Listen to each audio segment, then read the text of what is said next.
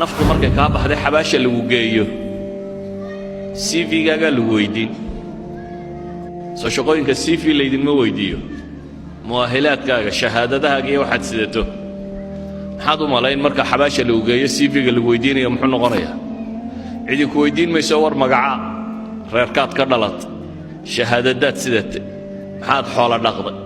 intaad carruur ka timi intaad daara dhistay waxaa cidi kaa warsan mayso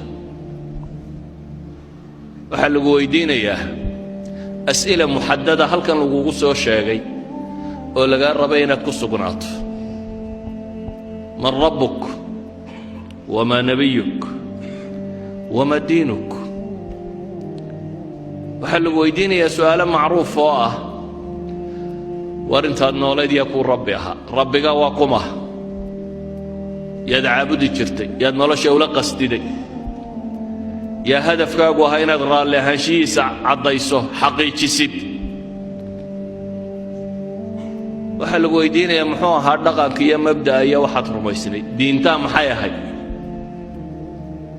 waxaa lagu weydiinayaa muxamed maxaad ka rumaysnayd calayhi الsalaatu wasalaam haadihi اlas'ila